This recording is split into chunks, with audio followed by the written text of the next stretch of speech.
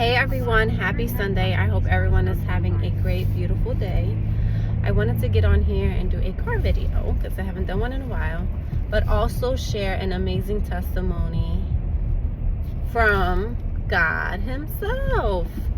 So last week was a little difficult for me for numerous reasons, but I legit had a situation that I didn't think I was going to be able to navigate.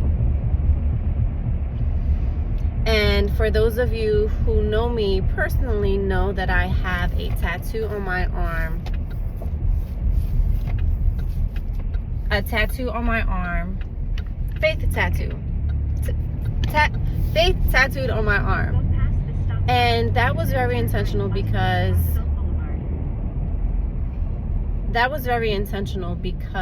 I needed to be reminded over the course of the last few years to have faith over fear. And fear can really get the best of us.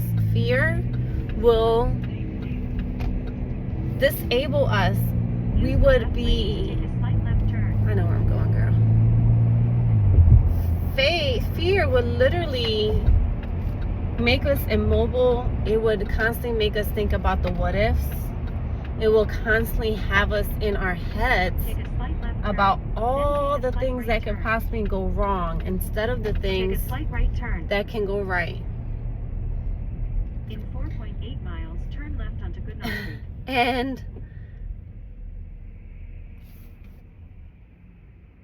hold on, I need to exit this. I can't. I don't know how.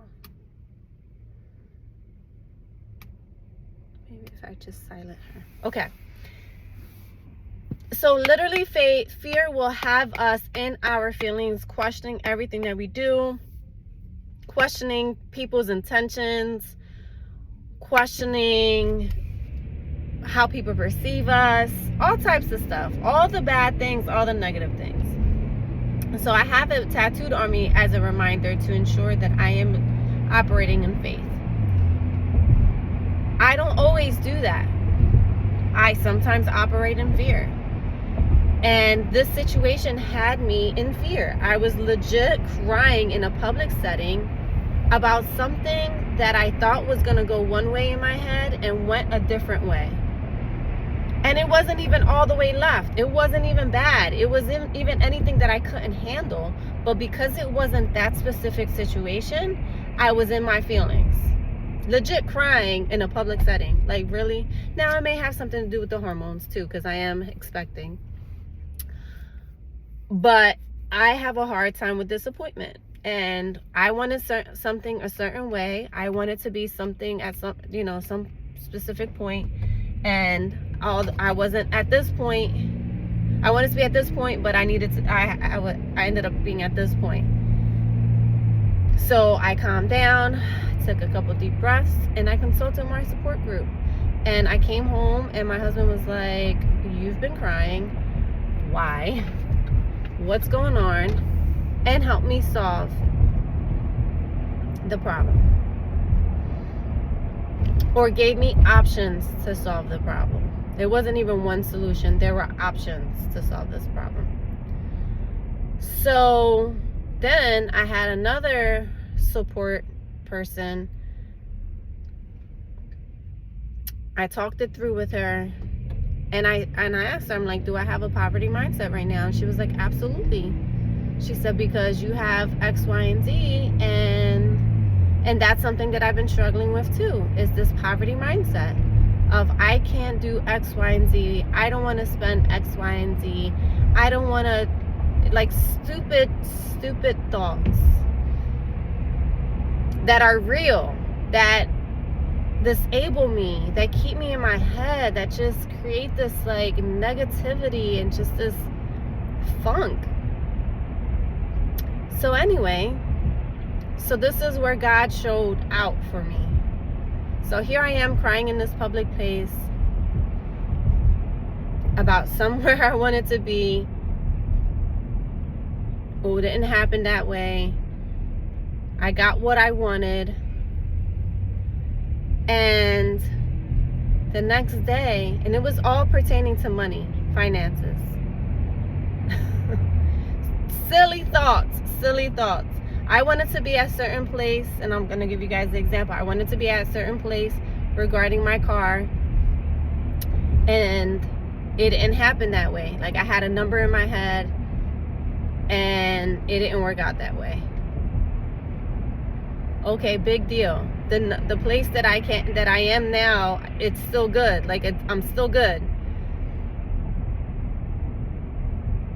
So the next day, I'm still kind of in a funk, and I go on Instagram and I look at an article about and I'm in a funk because of my student loans.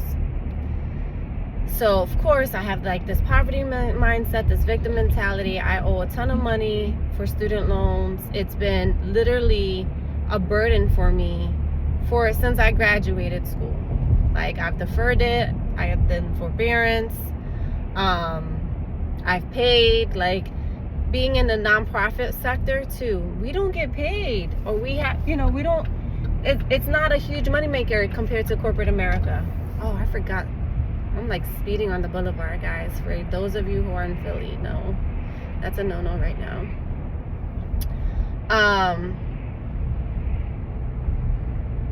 Legit, what was I saying? My student loans have been the bane of my existence. So my student loans, here I am, these dang student loans, goodness gracious, whatever. I went to 2 private schools, and I have no regrets in the sense where I met my husband there. We have, 2 beautiful kids. He's helping me with my sister. So we have 3 amazing kids that we're raising. And I'm just like thinking about these daggone student loans. Anyway, so go on Instagram. I see the article about student loan forgiveness. I filled out the application in October. I've been avoiding my messages. Sometimes I do that when I don't want bad news. I just avoid things. I own it. I know it happens. Like, let me get on these messages real quick. Get on the messages. The first one I click on, y'all, is a congratulations. I qualify for the public student loan forgiveness program for $51,000, excuse me. $51,000 of my student loans have been forgiven. I couldn't believe it. I was legit in shock. And I have another $30-something thousand that can be forgiven in about 4 months. I work so hard. My husband and I work so hard to live such a ethical, moral, giving life, full of like investing in others. He comes from the educational sector where he's literally pouring into students and giving them encouragement and teaching them in ways that they learn, and not just giving up on our kids, our future generations. I've been in the nonprofit sector all my life, in leadership, as an outpatient therapist, as a therapist, as a mobile therapist, just giving myself and it's hard work. It's not like I'm sitting at a desk all day just twiddling my thumbs doing X, Y, and Z. And here I am with a testimony that God has given me the opportunity to have my loans paid off. My first job, working with kids 2.5, 3 years old to 5 years old, at a nursery setting, kids that had trauma inflicted upon them, neglect, abuse, physical, sexual, mental. I was making $28,000 a year, straight out of college with a bachelor's degree in psychology. $28,000. I had rent to pay. I had car note to pay. Not a car note. I had rent, gas. Like, I busted my behind. My next job as a drug and alcohol therapist, I was getting paid like $33,000, maybe $35,000 a year. And still giving. Investing in other people. In kids, in other people's kids. And still doing it. We're still investing in somebody else's child.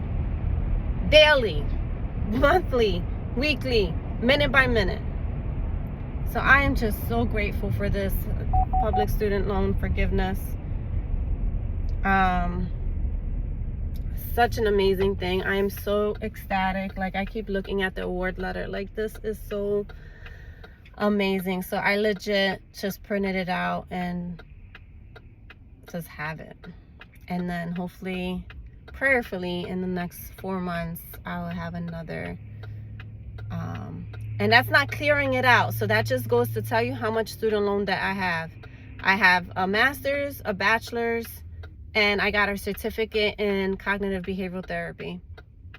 Invested in myself so that I can invest in other people's kids, to invest in other people's lives and communities. I got this education so that I can give back, and I'm so grateful that the government is giving back to people like me who have worked so hard to ensure that our future generations are solid, man, as much as I can.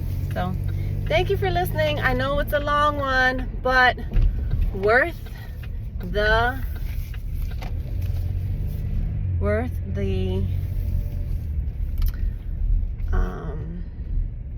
length of the video. Talk to you soon.